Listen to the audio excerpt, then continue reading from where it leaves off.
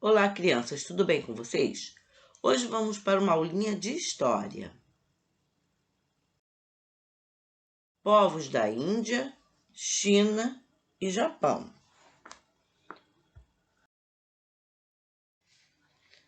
Antiguidade na Índia. No território da atual Índia, viveram sociedades que estão entre as mais antigas do mundo. Estima-se que em cerca de 3000 a.C., a região do rio Indo tinha sido ocupada por um povo agricultor que migrou do oeste, os Drávidas. Atualmente, ainda há descendentes deles no sul da Índia. Dentre as muitas cidades encontradas pelos arqueólogos no Vale do Indo, destacam-se Harappa e Mohenjo-Daro. Os achados arqueológicos sugerem que essas cidades seguiam um padrão organizado de quadras, com ruas planejadas, formando quarteirões em ângulo reto. As construções tinham mais de um andar, e a infraestrutura incluía banheiros e cisternas. Foram encontradas também ruínas de edifícios públicos e indícios de que havia um sistema de trocas de mercadorias e uma administração central. As cidades apresentavam canais de esgoto e as casas dispunham de cisterna e escoamento de água. O rio era a principal fonte de subsistência desses povos e era utilizado na agricultura e no transporte da produção. A localização das cidades, construídas em meio às principais rotas de comércio, possibilitou que se tornassem centros urbanos comerciais, onde eram realizadas trocas com mercadorias da Ásia Central, do sul da Índia, da Pérsia e da Mesopotâmia. Com a intensa mercantilização, desenvolveu-se um sistema de pesos e medidas, e também da escrita, que ainda não foi decifrado pelos estudiosos.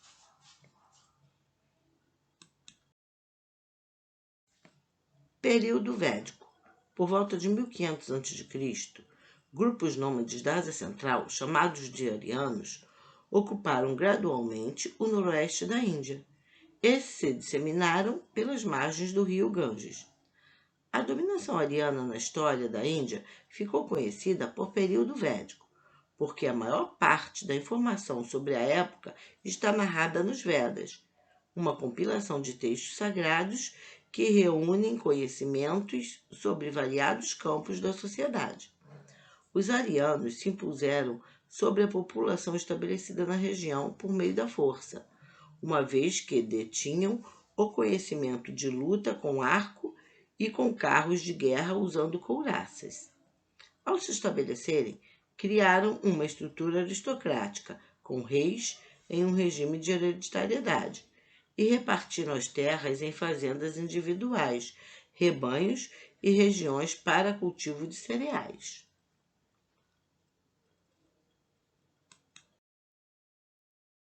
Império Maurya.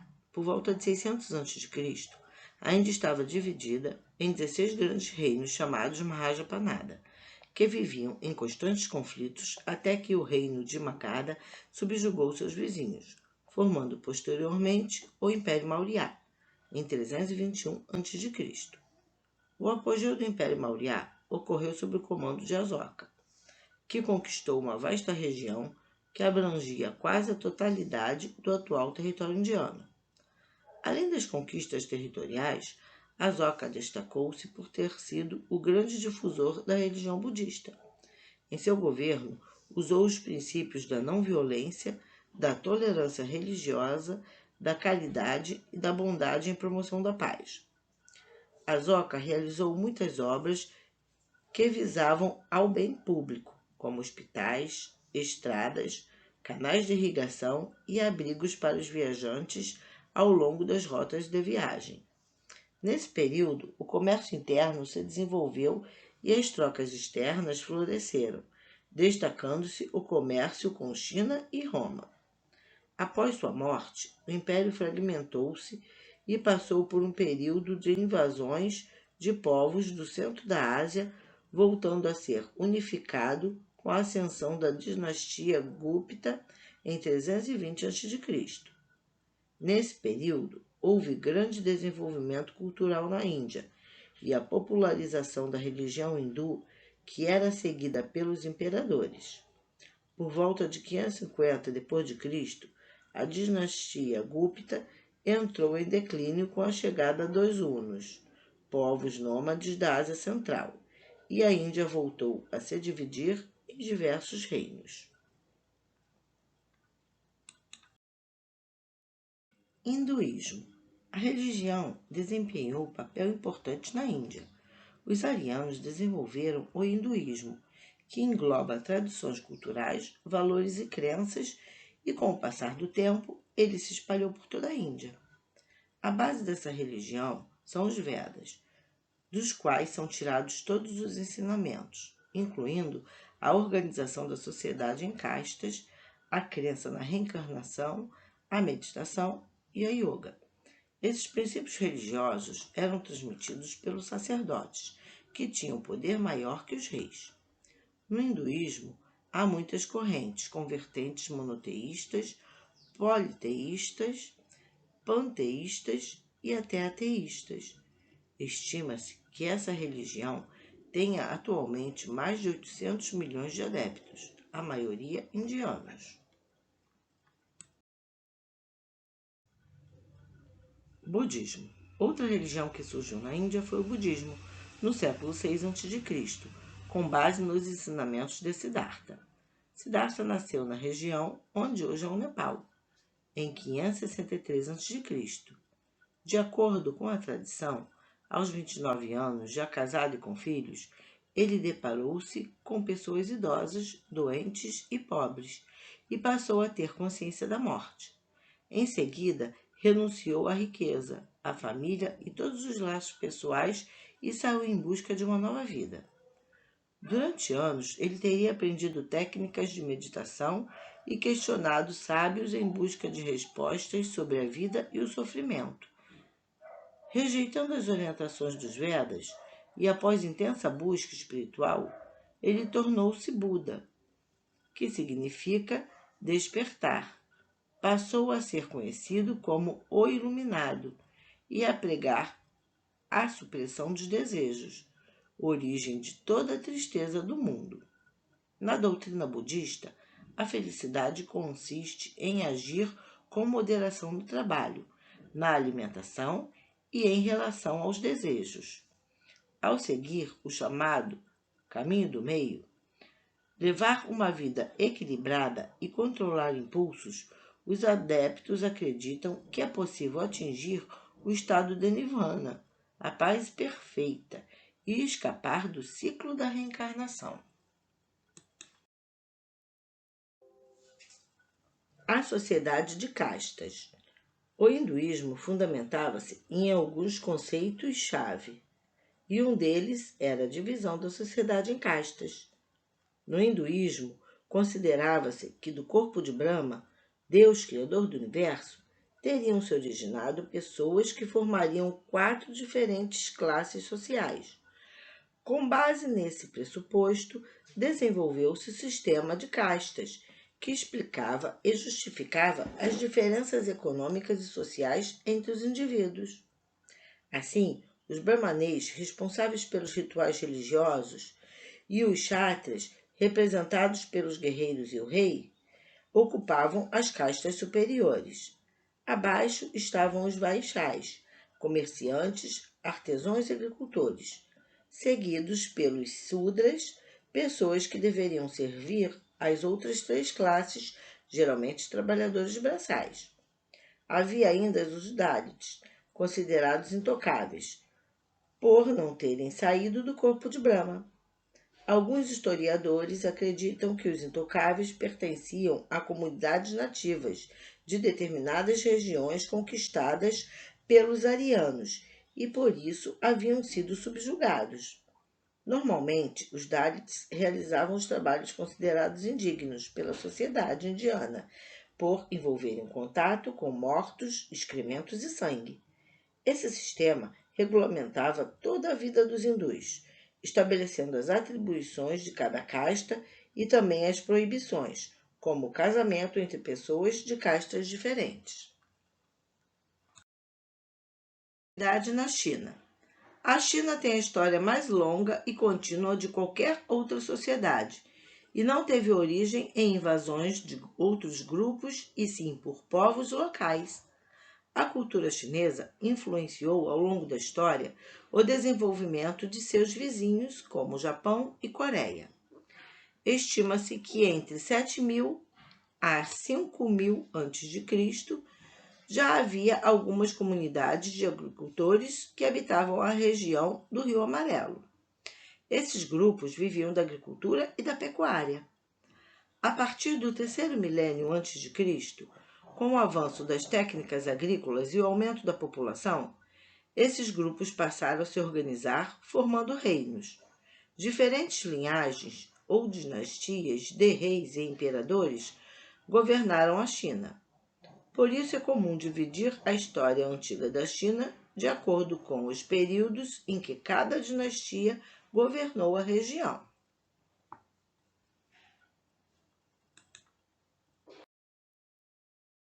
As primeiras dinastias chinesas. Não há consenso sobre quando teria iniciado o período dinástico chinês.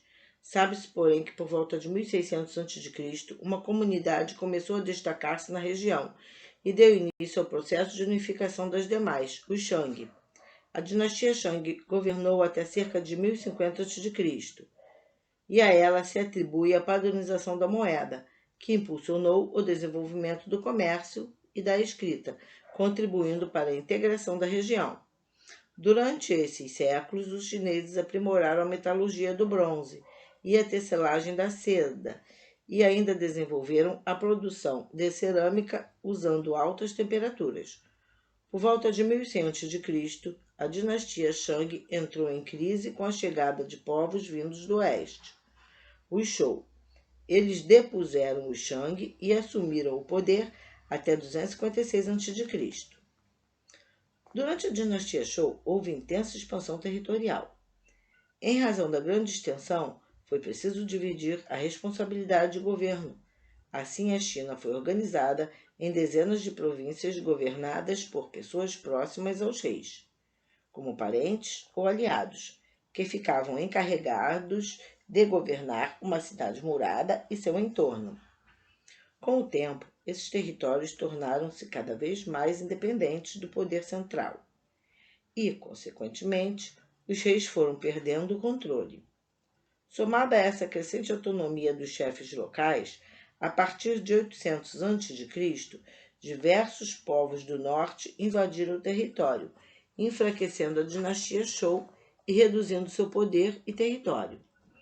Pouco tempo depois, em aproximadamente 550 a.C., 7 estados proeminentes que haviam se transformado em principados passaram a disputar o poder.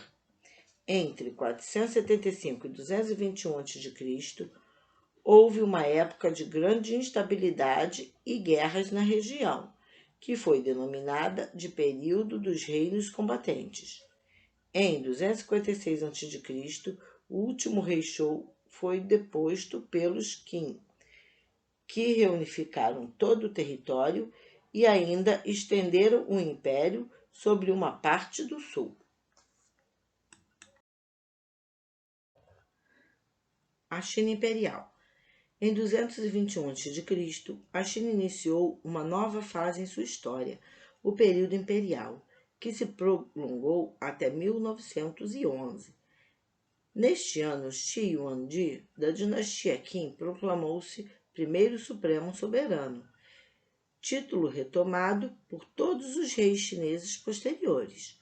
O império fundado por ele passou por diversas dinastias. Entretanto, a dinastia a que ele pertencia durou apenas 15 anos. Huangdi reestruturou o governo para reunificar o território chinês, centralizou a política das províncias, construiu estradas imperiais e uniformizou os sistemas de escrita, pesos e medidas. Em seu governo, houve a expansão do legalismo, que defendia que todos os aspectos da vida das pessoas deveriam ser guiadas pela lei, e penas severas seriam impostas para quem as descumprisse. Essa filosofia política pregava ainda a imparcialidade na aplicação das leis entre os indivíduos. O governo dele também definiu que a nomeação dos cargos públicos passaria a ser por mérito, não mais por hereditariedade, e por meio de concursos. Foi também no governo de Yuan-di que teve início a construção da Grande Muralha, para defender o território de invasões de povos provenientes do norte. Ao morrer, foi enterrado junto com um exército de mais de 7.000 soldados esculpidos em terracota em tamanho natural. Após a morte dele, os Qin foram perdendo poder até que, em 202 a.C., Liu Bang, da província de Han, tornou-se o primeiro imperador da dinastia Han. Durante a dinastia Han, as fronteiras estenderam-se pela Ásia Central e a Sudeste Asiático, e o comércio foi estimulado especialmente com o estabelecimento da Rota da Seda, principal ligação comercial entre a China e o Ocidente. A dinastia Han terminou quando o poder dinástico entrou em colapso por causa de uma revolta camponesa de grandes proporções, que recebeu apoio de militares e de alguns nobres que discordavam da maneira como os imperadores utilizavam o poder. Depois dos Han, o poder da China entrou em crise. A divisão e a introdução do budismo fizeram com que este período fosse chamado de Idade Média Chinesa. Antiguidade no Japão. O Japão atual é composto de um conjunto de ilhas. De acordo com achados arqueológicos, a ocupação desse arquipélago ocorreu há mais de 30.000 anos. Por milhares de anos, as ilhas permaneceram isoladas e nelas se desenvolveram sociedades com costumes e estilos de vida próprios. Vestígios arqueológicos demonstram que, a partir do primeiro milênio a.C., esses povos nativos passaram a ter contato com chineses e coreanos, o que possibilitou o conhecimento de novas ideias e tecnologias, como o cultivo irrigado de arroz, a metalurgia e técnicas de cerâmica. A cultura do arroz modificou muito a vida dos aldeões. Como o arroz pode ser preservado por longo tempo, alguns líderes das aldeias passaram a produzi-lo em grande quantidade para armazenamento.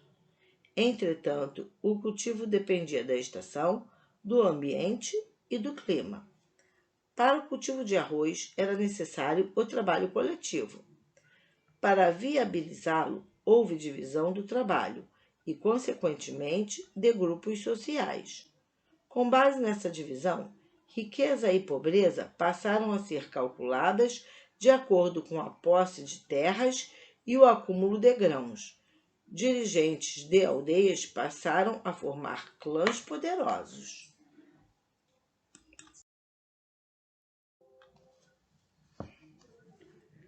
O chefe Yamato foi o primeiro imperador do Japão.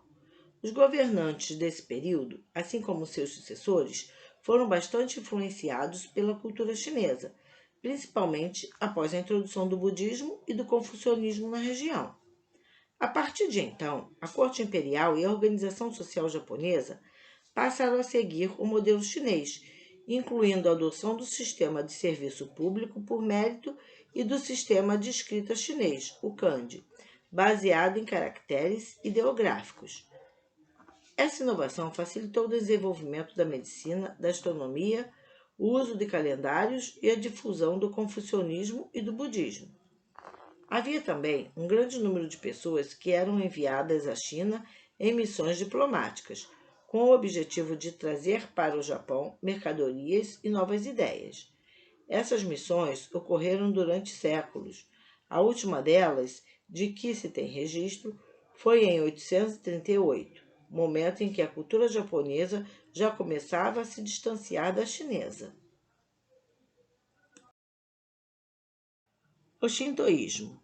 Imagens de deuses encontradas em vestígios materiais da antiguidade no Japão indicam que os habitantes do arquipélago oriental acreditavam que os fenômenos da natureza tinham alma. Eles veneravam o sol, a lua, estrelas, trovões, rios, animais e árvores.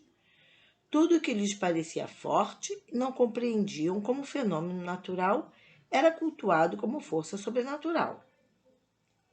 Oculto aos elementos da natureza era a forma encontrada para amenizar os impactos causados por ela. Assim, na tentativa de aplacar as mudanças repentinas do clima das tempestades, criavam rituais para as águas e o vento. Essa devoção foi se transformando com o passar dos séculos, até se tornar uma filosofia de vida. O shintoísmo nasceu dessa filosofia, que busca explicar a criação do mundo e a origem do povo nipônico, que marca a identidade dos japoneses. O shintoísmo convive com o budismo no Japão. Essas duas vertentes se alternaram como religião oficial do país durante séculos. Enquanto o shintoísmo foi a religião oficial, a figura do imperador foi considerada intermediária entre as divindades ancestrais e o povo nipônico. Logo, o poder do imperador japonês era espiritual e material.